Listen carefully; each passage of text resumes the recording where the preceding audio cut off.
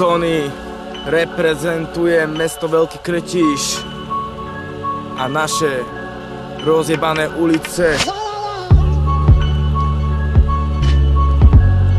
bloky. This is a Cinema Beats production.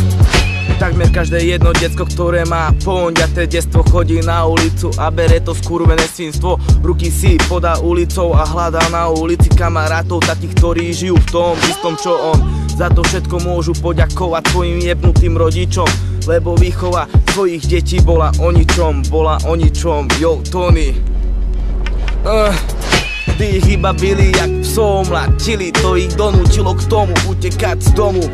A potom došlo k tomu, že každý jeden z nich ochutnal tú vyjebanú skurvenú drogu. Alkohol a drogy ich upokojovali, lebo po každej jednej dávke už netrpeli, ale sa smiali, robili si stavy, začalo sa im to páčiť, no tak si svoj pojebaný život šli tým ničiť.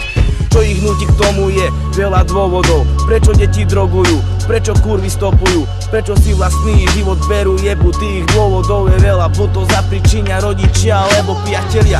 Ľudia nevedia, čím si tieto deti prechádzajú, len ich obchádzajú, sú to feťaci a kurvy tak na ne aj tak pozerajú, ale nevedia, že prečo to robia. Cinema! Drogy z nich spravili chodiace mŕtvoly, aj keď ešte žijú a srdce im bije. Ale droga ich raz zabije a rodičom jedno je, či im syn droguje, či im dcera stopuje. Ale raz im jedno nebude, keď im dieťa z tohto sveta odíde. Inhalanty ich raz pod zem dajú, sami sa o to postarajú, svoj život piči majú, keď lásku od nikoho nedostávajú. Čo núti 16-ročnú kurvu ukazovať starému degešovi pičku? Pojebala si tým život, lebo už na prsteníku nikda v živote nebude mať obrúčku. Lebo jej zamestnanie je robiť v meste kurvičku, takto si na ulici zarába, že si svoje telo predáva a s vlastným životom zahráva.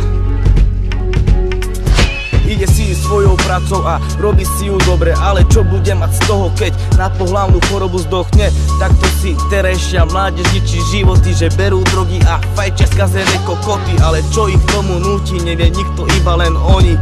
Čistú a holú pravdu nedokáže presne opísať ani len Tony, ani len Tony.